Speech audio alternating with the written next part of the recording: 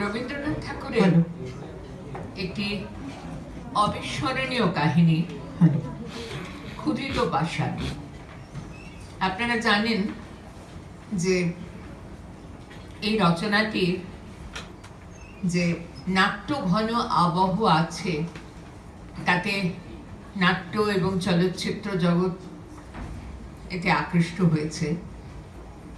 আমরা আজ কেবল গল্পটি পাঠ করছি, কিঞ্চিৎ সম্পাদনা করা হয়েছে।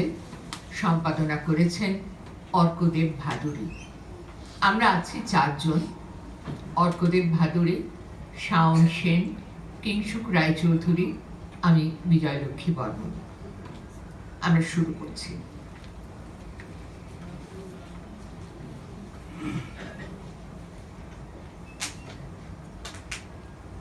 আমি এবং আমার আত্মীয় পূজার ছুটিতে দেশ ভ্রমণ সারিয়া কলিকাতায় ফিরিয়া আসিতেছিলাম। এমন সময় রেলগাড়িতে বাবুটির সঙ্গে দেখা হয়। তাহার বেশভূষা দেখিয়া প্রথমটা তাহাকে পশ্চিম দেশীয় মুসলমান বলিয়া ভ্রম হইয়াছিল। তাহার কথাবার্তা শুনিয়া আরো ধাঁধা লাগিয়া যায়। পৃথিবীর সকল বিষয়ই এমন করিয়া আলাপ করিতে লাগিলেন যেন তাহার সহিত প্রথম পরামর্শ করিয়া বিশ্ববিধাতা সকল কাজ করিয়া থাকেন। লোকটা সামান্য উপলক্ষে কখনো বিজ্ঞান বলে, কখনো বেদের ব্যাখ্যা করে, আবার হঠাৎ কখনো পার্সি বয় তাওড়াইতে থাকে। বিজ্ঞান, বেদ এবং পার্সি ভাষায় আমাদের কোনরূপ অধিকার না থাকাতে তাহার প্রতি আমাদের ভক্তি উত্তরোত্তর বাড়িতে লাগিল। গাড়িটি আসিয়া জংশনে থামিলে আমরা দ্বিতীয় গাড়ির অপেক্ষায় ওয়েটিং রুমে সমবেত হইলাম। তখন রাত্রি 10:30। পথের মধ্যে একটা কি ব্যাঘাত হওয়াতে গাড়ি অনেক বিলম্বে আসিবে শুনিলাম। আমি ইতিমধ্যে টেবিলের ওপর বিছানা পাতিয়া ঘুমাইব স্থির করিয়াছি। এমন সময় সেই অসামান্য ব্যক্তিটি একটি গল্প ফাঁদিয়া বসিলেন। সে রাত্রে আমার আর ঘুম হইল না। রাজ্য চালনা সম্বন্ধে দু একটা বিষয়ে মতান্তর হওয়াতে আমি জুনাগড়ের কর্ম ছাড়িয়া দিয়া হায়দ্রাবাদে যখন নিজাম সরকারে প্রবেশ করিলাম, তখন আমাকে অল্প বয়স্ক মজবুত লোক দেখিয়া প্রথমে বরিচে তুলার মাসুল আদায় নিযুক্ত করিয়া দিল। বরির জায়গাটি বড় রমণীয়। নির্জন পাহাড়ের নিচে বড় বড় বনের ভিতর দিয়া সুস্তা নদীটি উপল মুখরিত পথে নিপুণা নর্তকীর মতো পদে পদে বাঁকিয়া বাঁকিয়া দ্রুত নৃত্যে চলিয়া গিয়াছে। ঠিক সেই নদীর ধারে পাথর বাঁধানো 150 সোপানময় অত্যুচ্চ ঘাটের উপরে একটি শ্বেতপ্রস্তরের প্রাসাদ শৈলপদমূলে একাকী দাঁড়াইয়া আছে। নিকটে কোথাও লোকালয় নাই। বরিচের তুলার হাট এবং গ্রাম এখান হইতে দূরে। About 250 years ago, the Emperor Mahmud Shah II had built this lonely palace for his pleasure and luxury. In his days, jets of rose water spurted from its fountains, and on the cold marble floors of its spray-cooled rooms, young Persian damsels would sit, their hair disheveled from bathing and splashing their soft, naked feet in the clear water of the reservoirs, would sing to the tune of the sitar the ghazals of their vineyards. It is but the vast and solitary quarters of cess collectors like us men oppressed with solitude and deprived of the society of women. Now, Karim Khan, the old clerk of my office, warned me repeatedly not to take up my abode there. Pass the day there if you like, said he, but never stay the night, never stay the night. I passed it off with a little laugh. The servants said that they would work till dark and go away at night, I gave my ready assent. The house had such a bad name that even thieves would not venture near it after dark. প্রথম প্রথম আসিয়া এই পরিত্যক্ত পাষাণ প্রাসাদের বিজনতা আমার বুকের উপর যেন একটা ভয়ঙ্কর ভারের মতো চাপিয়া থাকিত। আমি যতটা পারিতাম বাহিরে থাকিয়া অবিশ্রাম কাজকর্ম করিয়া রাত্রে ঘরে ফিরিয়া শ্রান্ত দেহে নিদ্রা দিতাম। কিন্তু সপ্তাহখানেক না যাইতেই বাড়িটার এক অপূর্ব নেশা আমাকে ক্রমশ আক্রমণ করিয়া ধরিতে লাগিল। আমার সে অবস্থা বর্ণনা করাও কঠিন এবং সে কথা লোককে বিশ্বাস করানো শক্ত। সমস্ত বাড়িটা একটা সজীব পদার্থের মতো আমাকে তাহার জঠরস্থ মোহরসে অল্পে অল্পে যেন জীর্ণ করিতে লাগিল। বোধহয় এই বাড়িতে পদার্পণ মাত্রেই এই প্রক্রিয়ার আরম্ভ হইয়াছিল, কিন্তু আমি যেদিন সচেতন ভাবে প্রথম ইহার সূত্রপাত অনুভব করি সেদিনকার কথা আমার স্পষ্ট মনে আছে। তখন গ্রীষ্মকালের আরম্ভে বাজার নরম। আমার হাতে কোনো কাজ ছিল না। সূর্যাস্তের কিছু পূর্বে আমি সেই নদী তীরে ঘাটের নিম্নতলে একটা আরাম কেদারা লইয়া বসিয়াছি। তখন সুস্তা নদী শীর্ণ হইয়া আসিয়াছে। ওপারে অনেকখানি বালুতট অপরাহ্নের আভায় রঙিন হইয়া উঠিয়াছে। এ পারে ঘাটের সোপান মূলে স্বচ্ছ অগভীর জলের তলে নড়িগুলি ঝিকঝিক করিতেছে। সেদিন কোথাও বাতাস ছিল না। নিকটের পাহাড়ে বনতুলসী পুদিনা ও মৌরের জঙ্গল হইতে যেন একটা সুগন্ধ উঠিয়া স্থির আকাশকে ভারাক্রান্ত করিয়া রাখিয়াছিল। সূর্য যখন গিরিশিখরের অন্তরালে অবতীর্ণ হইল, তৎক্ষণাৎ দিবসের নাট্যশালায় একটা দীর্ঘ ছায়া জবনিকা পড়িয়া গেল। এখানে পর্বতের ব্যবধান থাকাতে সূর্যাস্তের সময় আলো আঁধারের সম্মিলন অধিকক্ষণ স্থায়ী হয় না। ঘোড়ায় চড়িয়া একবার ছুটিয়া বেড়াইয়া আসিব মনে করিয়া উঠিব করিতেছি, এমন সময় সিঁড়িতে পায়ের শব্দ শুনিতে পাইলাম। পিছন ফিরিয়া দেখিলাম কেহ নাই। ইন্দ্রিয়ের ভ্রম মনে করিয়া পুনরায় ফিরিয়া বসিতেই একেবারে অনেকগুলি পায়ের শব্দ শোনা গেল, যেন অনেকে মিলিয়া ছুটাছুটি করিয়া নামিয়া আসিতেছে। ঈষৎ ভয়ের সঙ্গে এক অপরূপ পুলক মিশ্রিত হইয়া আমার সর্বাঙ্গ পরিপূর্ণ করিয়া তুলিল। যদিও আমার সম্মুখে কোনো মূর্তি ছিল না, তথাপি স্পষ্ট প্রত্যক্ষবৎ মনে হইল যে এই গ্রীষ্মের সায়াহ্নে একদল প্রমোদ চঞ্চল নারী সুস্তার জলের মধ্যে স্নান করিতে নামিয়াছে।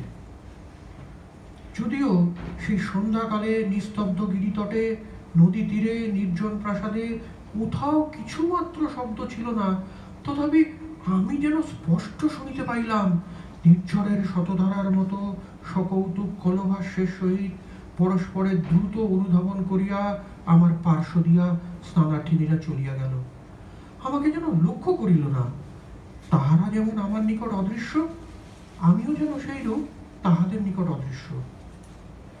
নদী পূর্ববৎ স্থির ছিল, কিন্তু আমার নিকট স্পষ্ট বোধ হইল স্বচ্ছত আর অগভীর স্রোত অনেকগুলি বলয় সিঞ্চিত বায়ু বিক্ষেপে বিক্ষুব্ধ হইয়া উঠিয়াছে।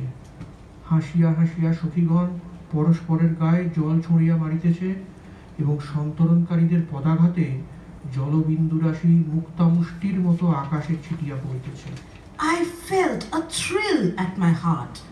I cannot say whether the excitement was due to fear or delight or curiosity.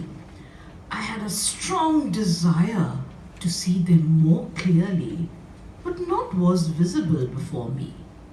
I thought I could catch all that they said if I only strained my ears, but however hard I strained them, I heard nothing but the chirpings of the cicadas in the woods. It seemed as if a dark curtain of 250 years was hanging before me, and I would fain to lift a corner of it tremblingly and peer through though the assembly on the other side was completely enveloped in darkness. The oppressive closeness of the evening was broken by a sudden gust of wind, and the still surface of the Susta rippled and curled like the hair of a nymph. And from the woods, wrapped in the evening gloom, there came forth a simultaneous murmur, as though they were awakening from a black dream. Call it reality or dream, the momentary glimpse of that invisible mirage reflected from a far-off world 250 years old vanished in a flash. The mystique forms that brushed past me with their quick unbodied steps and loud voiceless laughter and threw themselves into the river did not go back, wringing their dripping robes as they went. Like fragrance wafted away by the wind, they were dispersed by a single breath of the spring. পরদিন প্রাতঃকালে সমস্ত ব্যাপারটি বড় হাস্যজনক বলিয়া বোধ হইল। আনন্দ মনে সাহেবের মতো শোলাটুকু করিয়া নিজের হাতে গাড়ি হাঁকাইয়া গড়গড় শব্দে আপন তদন্ত কার্যে চলিয়া গেলাম। সেদিন ত্রৈমাসিক রিপোর্ট লিখিবার দিন থাকাতে বিলম্বে বাড়ি ফিরিবার কথা, কিন্তু সন্ধ্যা হইতে না হইতেই আমাকে বাড়ির দিকে টানিতে লাগিল। কে টানিতে লাগিল বলিতে পারি না, কিন্তু মনে হইল আর বিলম্ব করা উচিত হয় না। মনে হইল সকলে বসিয়া আছে, রিপোর্ট অসমাপ্ত রাখিয়া সোলার টুপি মাথায় দিয়া সেই সন্ধ্যা ধূসর তরুচ্ছায়া ঘন নির্জন পথ রথচক্র শব্দে সচকিত করিয়া সেই অন্ধকার শৈলান্তবর্তী নিস্তব্ধ প্রকাণ্ড প্রাসাদে গিয়া উত্তীর্ণ হইলাম। সিঁড়ির উপরে সম্মুখের ঘরটি অতি বৃহৎ, 3 সারি বড় বড় থামের উপর কারুকার্য খচিত খিলানে বিস্তীর্ণ ছাদ ধরিয়া রাখিয়াছে। এই প্রকাণ্ড ঘরটি আপনার বিপুল শূন্যতা ভরে অহর্নিশি গমগম করিতে থাকে। সেদিন সন্ধ্যার প্রাক্কালে তখনও প্রদীপ জ্বালানো হয় নাই। দরজা ঠেলিয়া আমি সেই বৃহৎ ঘরে যেমন প্রবেশ করিলাম, অমনি মনে হইল ঘরের মধ্যে যেন ভারী একটা বিপ্লব বাঁধিয়া গেল, যেন হঠাৎ সভা ভঙ্গ করিয়া চারিদিকে দরজা জানলা ঘর পথ বারান্দা দিয়া কে কোন দিকে পলাইল তাহার ঠিকানা নাই। আমি কোথাও কিছু না দেখিতে পাইয়া অবাক হইয়া দাঁড়াইয়া রহিলাম। শরীর এক প্রকার আবেশে রোমাঞ্চিত হইয়া উঠিল, যেন বহু দিবসের লুপ্তাবশিষ্ট মাথা ঘষা ও আতরের মৃদু গন্ধ আমার নাসার মধ্যে প্রবেশ করিতে লাগিল। আমি সেই দীপহীন জনহীন প্রকাণ্ড ঘরের প্রাচীন প্রস্তর স্তম্ভ শ্রেণীর মাঝখানে দাঁড়াইয়া শুনিতে পাইলাম ঝরঝর শব্দে ফোয়ারার জল সাদা পাথরের উপরে আসিয়া পড়িতেছে। সে তারে সুর বাজিতেছে বুঝতে পারিতেছে না, কোথাও বা স্বর্ণভূষণের সিঞ্জিত, কোথাও বা নূপুরের নিকন, কখনো বা বৃহৎ তাম্র ঘণ্টায় প্রহর বাজিবার শব্দ, অতি দূরে নহবতের আলাপ, বাতাসে দোদুল্যমান ঝাড়ের স্ফটিক দোলকগুলির ঠুন ঠুন ধ্বনি, বারান্দা হইতে খাঁচার বুলবুলের গান, বাগান হইতে পোষা সারসের ডাক আমার চতুর্দিকে একটা প্রেত লোকের রাগিনী সৃষ্টি করিতে লাগিল। তখনই আমার মুসলমান ভৃত্য প্রজ্বলিত কেরোসিন ল্যাম্প হাতে করিয়া ঘরের মধ্যে প্রবেশ করিল। সে আমাকে পাগল মনে করিল কিনা জানি না, কিন্তু তৎক্ষণাৎ আমার স্মরণ হইল যে আমি অমুক চন্দ্রের জ্যেষ্ঠ পুত্র শ্রীযুক্ত অমুক নাথ বটে। খবরের কাগজ পড়িয়া এবং মোগলাই খানা খাইয়া একটি ক্ষুদ্র কোণের ঘরে প্রদীপ নিবাইয়া দিয়া বিছানায় গিয়া শয়ন করিলাম। আমার সম্মুখবর্তী খোলা জানালার ভিতর দিয়া অন্ধকার বনবেষ্টিত আড়ালি পর্বতের ঊর্ধ্বদেশের একটি উজ্জ্বল নক্ষত্র সহস্র কোটি যোজন আকাশ হইতে সেই অতি তুচ্ছ ক্যানকাটের উপর শ্রীযুক্ত মাসুল কালেক্টরকে এক দৃষ্টে নিরীক্ষণ করিয়া দেখিতেছিল। ইহাতে আমি বিস্ময় কৌতুক অনুভব করিতে করিতে কখন যে ঘুমাইয়া পড়িয়াছিলাম বলিতে পারি না, কতক্ষণ ঘুমাইয়াছিলাম তাহাও জানি না। সহসা এক সময় শিহরিয়া জাগিয়া উঠিলাম। ঘরে যে কোনো শব্দ হইয়াছিল তাহা নহে, কোনো যে লোক প্রবেশ করিয়াছিল তাহাও দেখিতে পাইলাম না। কোনো লোককেই দেখিলাম না, তবু যেন আমার স্পষ্ট মনে হইল কে একজন আমাকে আস্তে আস্তে ঠেলিতেছে। আমি জাগিয়া উঠিতেই সে কোনো কথা না বলিয়া কেবল যেন তাহার অঙ্গুলি খচিত 5 অঙ্গুলির ইঙ্গিতে অতি সাবধানে তাহাকে অনুসরণ করিতে আদেশ করিল। আমি অত্যন্ত চুপি চুপি উঠিলাম। যদিও সেই শতকক্ষ প্রকোষ্ঠময় প্রকাণ্ড শূন্যতাময় নিদ্রিত ধ্বনি এবং সজাগ প্রতিধ্বনিময় বৃহৎ প্রাসাদে আমি ছাড়া আর জনপ্রাণীও ছিল না, তথাপি পদে পদে ভয় হইতে লাগিল পাছে কেউ জাগিয়া ওঠে। সে রাত্রে নিঃশব্দ পদবিক্ষেপে সংযত নিঃশ্বাসে সেই অদৃশ্য আহ্বান রূপিণীর অনুসরণ করিয়া আমি যে কোথা দিয়া কোথায় যাইতেছিলাম আজ তাহা স্পষ্ট করিয়া বলিতে পারি না। কত সংকীর্ণ অন্ধকার পথ, কত দীর্ঘ বারান্দা, কত গম্ভীর নিস্তব্ধ সুবৃহৎ সভাগৃহ, কত রুদ্ধ বায়ু, ক্ষুব্ধ গোপন কক্ষ পার হইয়া যাইতে লাগিলাম, তার ঠিকানা নাই। Though I could not see my fair guide, her form was not invisible to my mind's eye. An Arab girl, her arms hard and smooth as marble, visible through her loose sleeves, a thin veil falling on her face from the fringe of her cap, and a curved dagger at her waist. Methought that one of the 1001 Arabian Nights had been wafted to me from the world of romance, and that at the dead of night I was wending my way through the narrow dark alleys of slumbering Baghdad to a trysting place fraught with peril. At last, my fair guide stopped abruptly before a deep blue screen, and she seemed to point to something below. There was nothing, but a sudden dread froze the blood in my heart. Methought I saw there on the floor at the foot of the screen a terrible Negro eunuch dressed in rich brocade, sitting and dozing with outstretched legs, with a naked sword on his lap. My fair guide lightly tripped over his legs and held the fringe up of the screen. ভিতর হইতে একটি পারস্য গালিচা পাতা ঘরের কিয়দংশ দেখা গেল। তক্তের উপরে কে বসিয়া আছে দেখা গেল না, কেবল জাফরান রঙের স্ফীত পায়জামার নিম্নভাগে জরির চটি পরা 2খানি ক্ষুদ্র সুন্দর চরণ গোলাপি মখমল আসনের উপর অলসভাবে স্থাপিত রহিয়াছে দেখিতে পাইলাম। মেজের এক পাশে একটি নীলাভ স্ফটিক পাত্রে কতগুলি আপেল, নাশপাতি এবং প্রচুর আঙুরের গুচ্ছ সজ্জিত রহিয়াছে, এবং তাহার পাশে 2টি ছোট পেয়ালা ও একটি স্বর্ণাভ মদিরার কাঁচ পাত্র অতিথির জন্য অপেক্ষা করিয়া আছে। ঘরের ভিতর হইতে একটা অপূর্ব ধূপের এক প্রকার মাদক সুগন্ধি ধূম আসিয়া আমাকে বিহ্বল করিয়া দিল। আমি কম্পিত বক্ষে সেই খোঁজার প্রসারিত পদদ্বয় যেমন লঙ্ঘন করিতে গেলাম, অমনি সে চমকিয়া জাগিয়া উঠিল। তাহার কোলের উপর হইতে তলবার পাথরের মেজে শব্দ করিয়া পড়িয়া গেল। সহসা একটা বিকট চিৎকার শুনিয়া চমকিয়া দেখিলাম আমার সেই ক্যাম্প খাটের উপরে ঘর্মাক্ত কলেবরে বসিয়া আছে।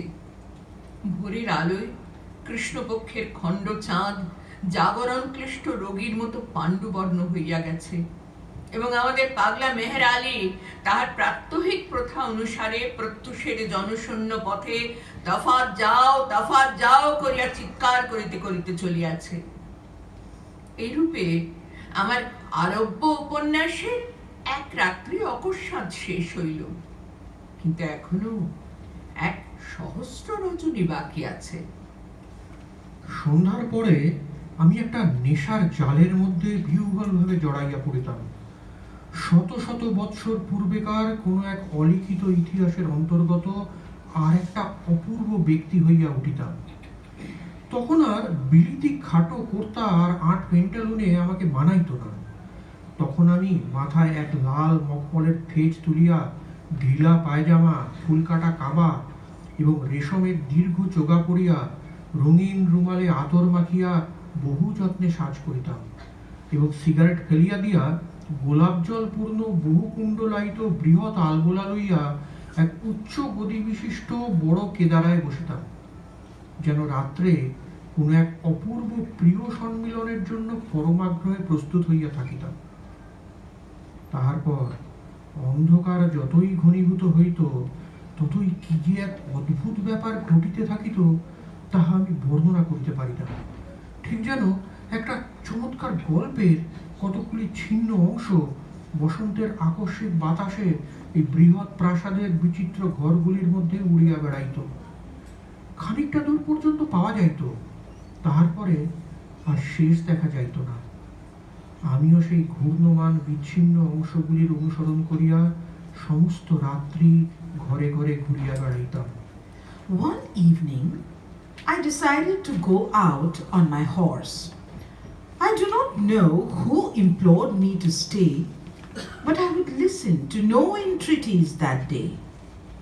My English hat and coat were resting on a rack, and I was about to take them down when a sudden whirlwind, crested with the sands of the Susta and the dead leaves of the Avali hills, caught them up and whirled them round and round and round, while a loud peal of merry laughter rose higher and higher, striking all the chords of mirth till it died away in the land of sunset. I could not go out for my ride, and the next day I gave up my queer English coat and hat for good. আবার সেই দিন অর্ধরাত্রে বিছানার মধ্যে উঠিয়া বসে শুনিতে পাইলাম এ যেন গুমরিয়া গুমরিয়া বুক ফাটিয়া ফাটিয়া কাঁদিতেছে। যেন আমার খাটের নিচে, মেঝের নিচে, এই বৃহৎ প্রাসাদের পাষাণ ভিত্তির তলবর্তী একটা আর্দ্র অন্ধকার কোণের ভিতর হইতে কাঁদিয়া কাঁদিয়া বলিতেছে, তুমি আমাকে উদ্ধার করিয়া লইয়া যাও। কঠিন মায়া, গভীর নিদ্রা, নিষ্ফল স্বপ্নের সমস্ত দ্বার ভাঙিয়া খুলিয়া তুমি আমাকে ঘোড়ায় তুলিয়া তোমার বুকের কাছে চাপিয়া ধরিয়া বনের ভিতর দিয়া, পাহাড়ের উপর দিয়া, নদী পার হইয়া তোমাদের সূর্যালোকিত ঘরের মধ্যে আমাকে লইয়া যাও, আমাকে উদ্ধার করো। আমি কে?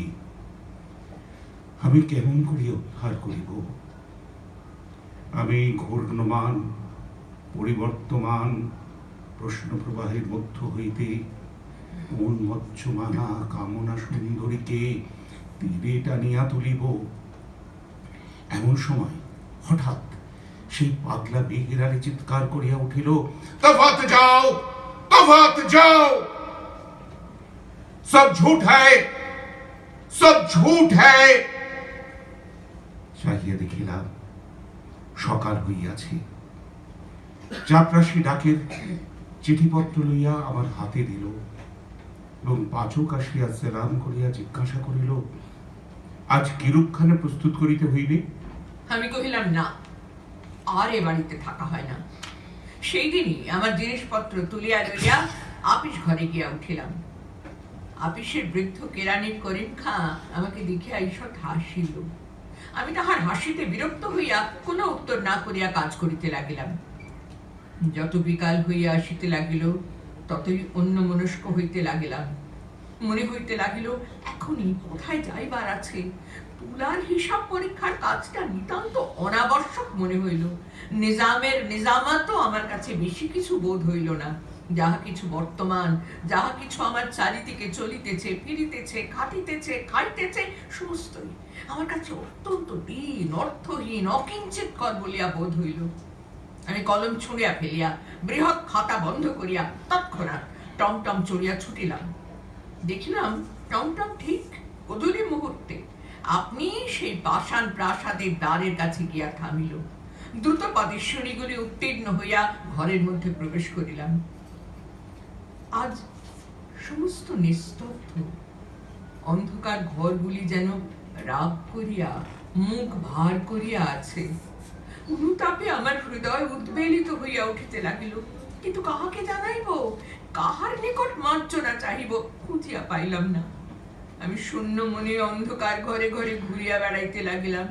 ইচ্ছা করিতে লাগিল একখানা যন্ত্র হাতে লইয়া কাহাকে উদ্দেশ করিয়া গান গাহি, বলি, হে বহ্নি, যে পতঙ্গ তোমাকে ফেলিয়া পলাইবার চেষ্টা করিয়াছিল সে আবার মরিবার জন্য আসিয়াছে। এবার তাহাকে মার্জনা করো, তার দুই পক্ষ দগ্ধ করিয়া দাও, তাহাকে ভস্মসাৎ করিয়া ফেলো। হঠাৎ উপর হইতে আমার কপালে 2 ফোঁটা অশ্রুজল পড়িল। সেদিন আরালি পর্বতের চূড়ায় ঘনঘোর মেঘ করিয়া আসিয়াছিল। অন্ধকার অরণ্য এবং সুস্তার মসীবর্ণ জল একটি ভীষণ প্রতীক্ষায় স্থির হইয়াছিল। জল স্থল আকাশ সহসা শিহরিয়া উঠিল এবং অকস্মাৎ একটা বিদ্যুৎদন্ত বিকশিত ঝড় শৃঙ্খল ছিন্ন উন্মাদের মতো পথহীন সুদূর বনের ভিতর দিয়া আর্তচিৎকার করিতে করিতে ছুটিয়া আসিল। প্রাসাদের বড় বড় শূন্য ঘরগুলো সমস্ত দ্বার আছড়াইয়া বেদনায় হু করিয়া কাঁদিতে লাগিল। আজ ভৃত্যগণ সকলেই আপিস ঘরে ছিল, এখানে আলো জ্বালাইবার কেউ ছিল না। সেই মেঘাচ্ছন্ন অমাবস্যার রাত্রে গৃহের ভিতরকার নিকষ কৃষ্ণ অন্ধকারের মধ্যে আমি স্পষ্ট অনুভব করিতে লাগিলাম একজন রমণী পালঙ্কের তলদেশে গালিচার উপরে উপুর হইয়া পড়িয়া 2 দৃঢ়বদ্ধ মুষ্টিতে আপনার আলুলায়িত কেশজাল টানিয়া ছিঁড়িতেছে। তাহার গৌর বর্ণ ললাট দিয়া রক্ত ফাটিয়া পড়িতেছে। কখনো সে শুষ্ক তীব্র অট্টহাস্যে হা হা করিয়া হাসিয়া উঠিতেছে, কখনো ফুলিয়া ফুলিয়া ফাটিয়া ফাটিয়া কাঁদিতেছে। 2 হাতে বক্ষের কাঁচুলি ছিঁড়িয়া ফেলিয়া অনাবৃত বক্ষে আঘাত করিতেছে।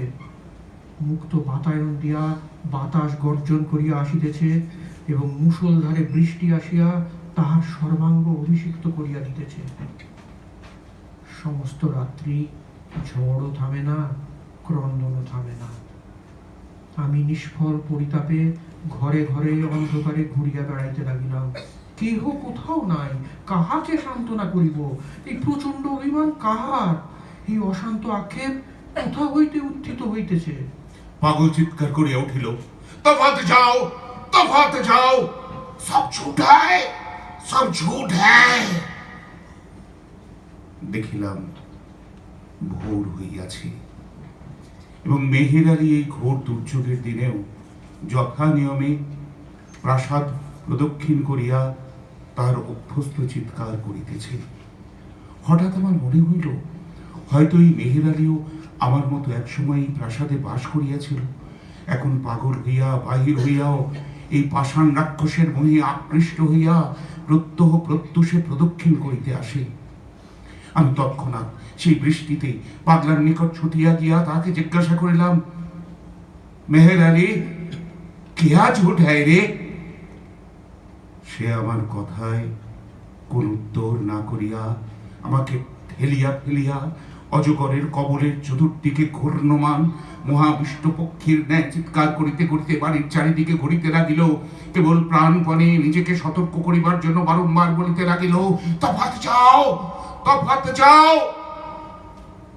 সব ঝুট হ্যায়, সব ঝুট হ্যায়।